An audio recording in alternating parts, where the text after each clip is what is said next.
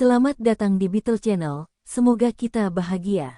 Jangan lupa subscribe, like, komen dan share agar channel ini semakin berkembang. Terima kasih. Novel Kekuasaan dan Kekayaan, Bab 376.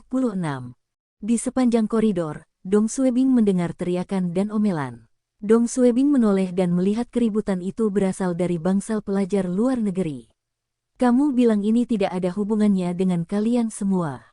Apakah kamu bahkan manusia? Sun Zi hampir dipukuli sampai mati oleh murid-muridmu, dan kamu bilang ini tidak ada hubungannya dengan kalian semua. Suara seorang pria paruh baya menjawab, dan Dong Suebing merasa dia terdengar familiar. Saya telah mengatakan apa yang ingin saya katakan. Laporan penyelidikan polisi menyebutkan kedua belah pihak bertanggung jawab. Di sini, saya akan meninggalkan sisa biaya sekolah di sini. Mulai hari ini dan seterusnya, kalian semua tidak akan ada hubungannya dengan sekolah Taekwondo Tianma. Siapa yang memberimu hak untuk melakukan ini? Lian berteriak, kalian semua tidak memberikan kompensasi untuk biaya pengobatan kami. Pria paruh baya itu menjawab, kejadian ini tidak ada hubungannya dengan sekolah. Kalian semualah yang memulai kejadian ini, dan kalian semua harus bertanggung jawab atas tindakan kalian sendiri. Persetan denganmu. Bagaimana kamu bisa mengabaikan tanggung jawab seperti ini? 1 detik kemudian, pintu terbuka, dan seorang pria paruh baya keluar. Dong Suebing menyipitkan matanya saat melihat wajah pria itu. Dia adalah salah satu pria yang menatap wajah Yu Meixia di pesawat. Dong Suebing ingat pria ini adalah pemegang sabuk merah. Mungkinkah dia penanggung jawab sekolah Tianma Taekwondo? Han Sangyu juga melihat Dong Suebing sebelum dia pergi. Argumennya dalam bahasa Korea, dan Dong Suebing tidak mengerti sepatah kata pun. Setelah memasuki bangsal, Dong Suebing memandang para siswa yang marah itu dan bertanya, siapa pria itu? Saudara Dong. Lian mengertakkan gigi dan berkata, saya baru sadar bahwa orang Korea yang kami temui di pesawat berasal dari sekolah Taekwondo Tianma. Pria tadi bernama Han Sangyu. Dia adalah seorang instruktur di sekolah tersebut. Pria lain dengan wajah bulat bernama Park Eun-ji.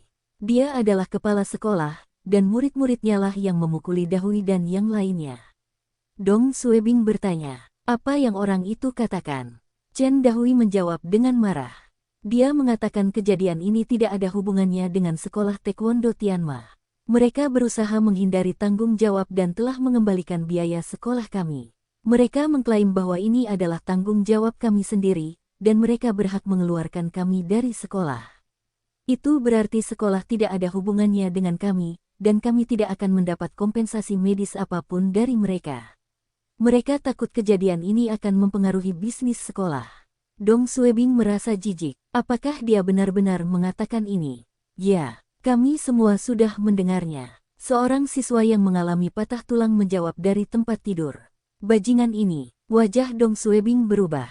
Apa kata polisi? Lian menahan amarahnya dan berkata, polisi mengatakan kedua belah pihak bertanggung jawab atas insiden tersebut, dan siswa Tianma bersikeras bahwa cedera tersebut berasal dari latihan mereka dan tidak disengaja. Instruktur sekolah Taekwondo Tianma, Han Sangyu, menjamin murid-muridnya dengan mengatakan ini bukan pertarungan. Saat polisi meminta rekaman CCTV, mereka mengaku rusak dan rekaman seminggu terakhir hilang. Pasti para instruktur dan siswa yang menghapusnya. Mereka bersekongkol melawan kita. Dong Suebing menatap Lian. Bagaimana dengan biaya pengobatannya?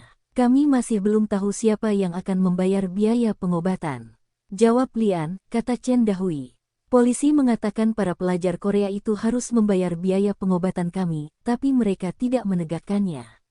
Polisi hanya membawa mereka kembali untuk diinterogasi dan membebaskan mereka keesokan harinya. Kami mencoba menghubungi siswa Korea tersebut, namun mereka menolak menjawab panggilan kami dan tidak pernah kembali ke sekolah Taekwondo Tianma. Bagaimana kita bisa mendapatkan kompensasinya? Polisi jelas berpihak pada orang Korea itu. Sekolah Taekwondo Tianma, atau Asosiasi Taekwondo, pasti mengatakan sesuatu kepada polisi.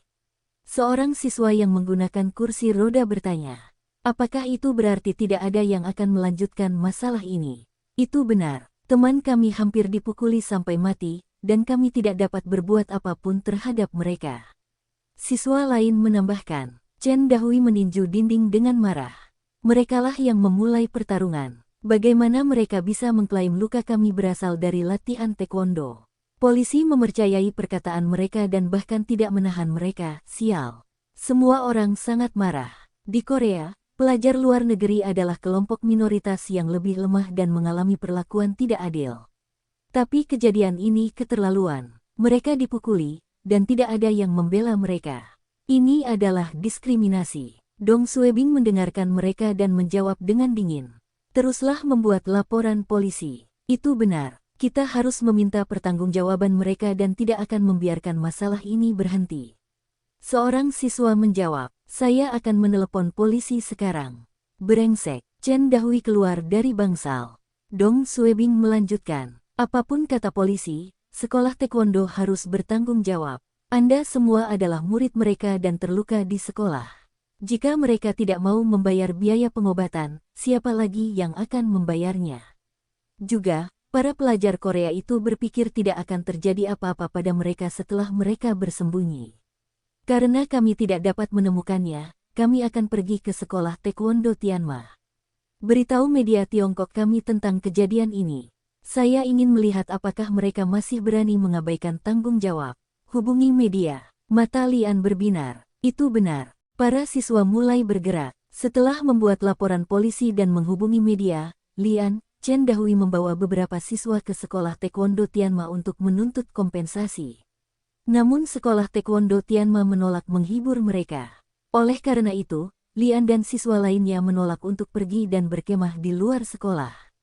1 hari 2 hari 3 hari 1 minggu telah berlalu.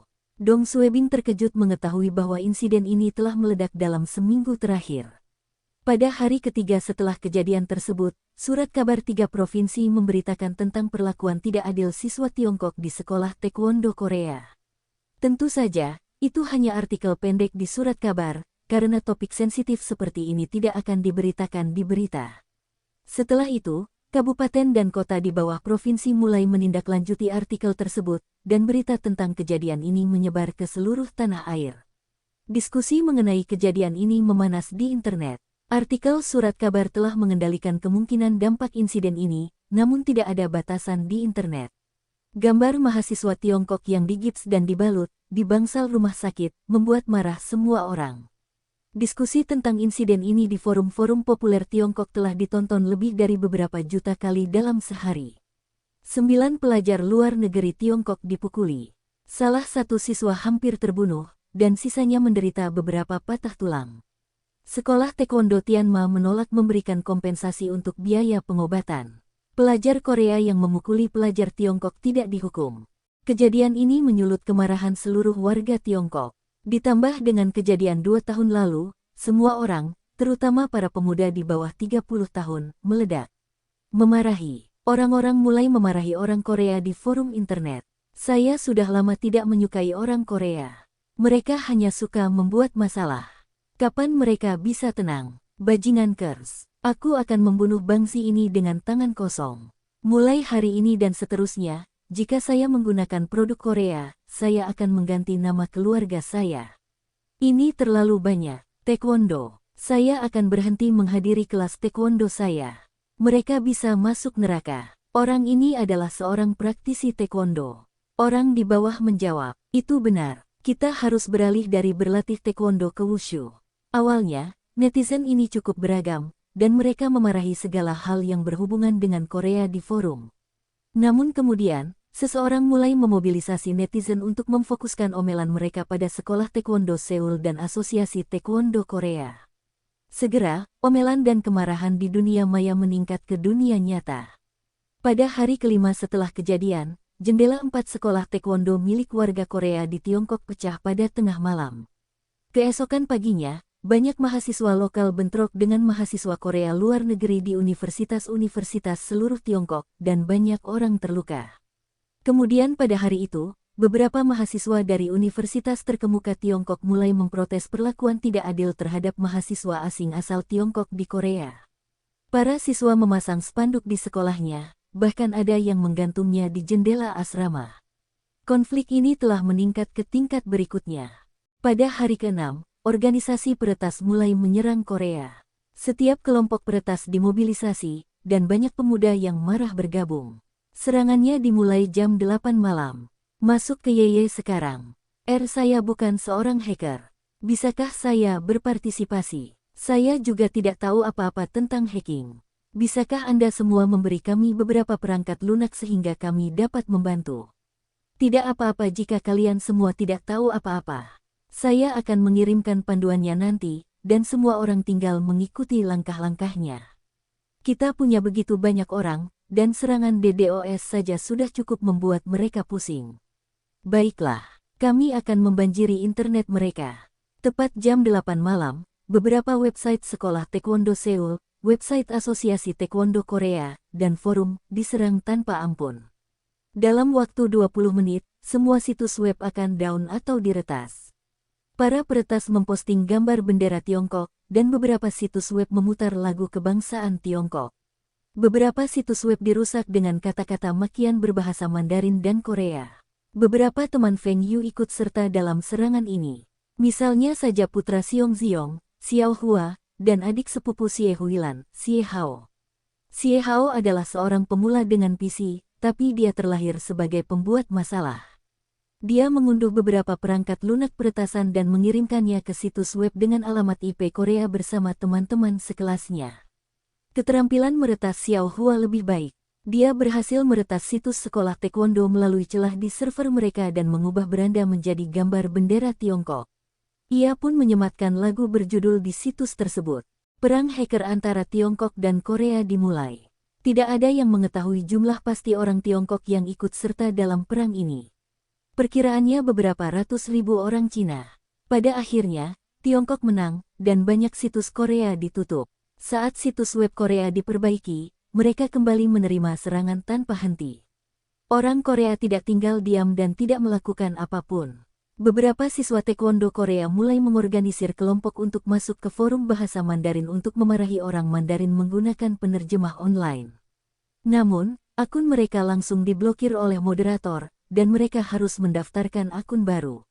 Pertarungan ini berlangsung selama 2 hari, dan beberapa situs Tiongkok dihapus oleh peretas Korea. Pertempuran semakin intensif. Pihak Tiongkok menuntut pihak Korea untuk memberikan kompensasi atas biaya pengobatan dan permintaan maaf dari Sekolah Taekwondo Tianma dan Asosiasi Taekwondo Korea. Jika tidak, aktivitas peretasan tidak akan berhenti. Orang Korea, salahkan dirimu sendiri karena begitu lemah. Diam, orang Korea. Kami hanya ingin menghajar kalian semua. Meminta maaf. Dalam mimpimu, pihak Korea dengan tegas tidak meminta maaf dan memberikan kompensasi atas biaya pengobatan. Mereka merasa memukuli mahasiswa Tiongkok itu adalah tindakan yang benar. Pihak Tiongkok menjadi marah, dan semakin banyak orang bergabung dalam perang online melawan Korea. Semuanya ingin membalas dendam kepada pelajar Tionghoa perantauan. Perang ini meningkat ke tingkat berikutnya. Dong Suebing, yang masih berada di Seoul, menerima panggilan telepon. Itu adalah Suyan. Xiaodong, apakah kamu masih di Seoul? Ya, teman saya masih menjalani perawatan. Suyan telah membantu Dong Suebing mengajukan paspornya, karena tidak mudah bagi mantan petugas keamanan negara untuk mendapatkan persetujuan. Suyan adalah salah satu dari sedikit orang yang mengetahui Dong Suebing ada di Seoul. Suyan bertanya, bagaimana temanmu? Apakah operasinya berhasil? Dong Suebing tertawa. Terima kasih atas perhatian Anda. Operasi ini sangat sukses. Setelah mengobrol sebentar, Dong Suebing bertanya, pemimpin, saya mendengar insiden di Seoul meledak di Tiongkok. Apakah itu benar? Haha, kamu baru saja mendengar tentang ini. Suyan tertawa. Putra saya datang untuk tinggal bersama saya pada hari Senin, dan saya mendengar dia mengumpat orang Korea di depan TV. Saya bertanya-tanya dari mana dia belajar mengumpat, dan saya sangat marah sehingga saya memukulnya. Dong Suebing berhenti sejenak dan berkata, apakah ini serius? Jawab Suyan, aku meneleponmu untuk mengingatkanmu bahwa Seoul cukup berbahaya sekarang. Anda harus berhati-hati di sana. Lagi pula itu bukan urusanku. Ini bukan lagi urusanmu atau bukan. Saya telah menerima kabar bahwa beberapa siswa dan instruktur sekolah Taekwondo Korea menargetkan orang Tiongkok. Beberapa pelajar dan turis luar negeri kami dipukuli oleh mereka. Anda harus berhati-hati terhadap mereka. Mata Dong Suebing terbuka lebar. Apakah mereka benar-benar melakukan itu? Ya, orang Korea ini sungguh keterlaluan. Setelah menutup telepon, Dong Suebing menelepon Lian dan memverifikasi apa yang dikatakan Su Yan kepadanya. Tidak hanya pelajar dan turis Tiongkok saja yang dipukuli. 2 restoran Tiongkok dihancurkan, dan banyak pelajar serta pekerja Tiongkok yang dimarahi dan dihina. Semua ini dilakukan oleh orang-orang dari sekolah Taekwondo Seoul. Mereka telah melampiaskan kemarahan mereka pada semua orang Tiongkok. Bajingan, Dong Suebing sangat marah. Bukan saja kalian semua tidak meminta maaf setelah memukuli siswa kami, tapi kalian semua juga menargetkan semua orang Tionghoa sekarang. Apakah kalian semua gila? Informasi ini disampaikan kembali ke Tiongkok dan menjadi titik balik perang online. Pihak Tiongkok mendengar bahwa orang Tiongkok dipukuli di Korea, dan polisi Korea tidak melakukan apapun untuk menghentikannya. Semuanya sangat marah.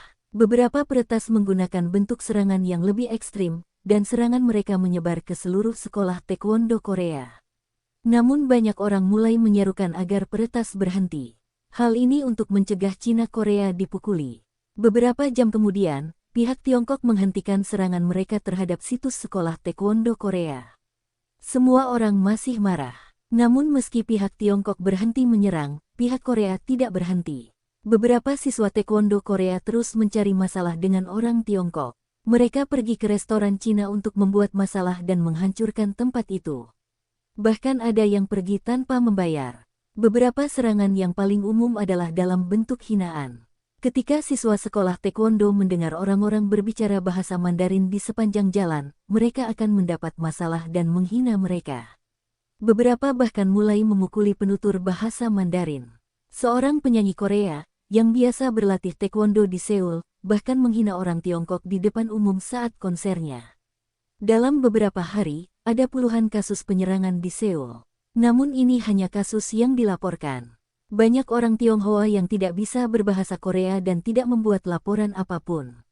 Sebagian besar yang terluka adalah orang Tiongkok, namun beberapa turis Jepang dipukuli karena mereka disangka orang Tiongkok.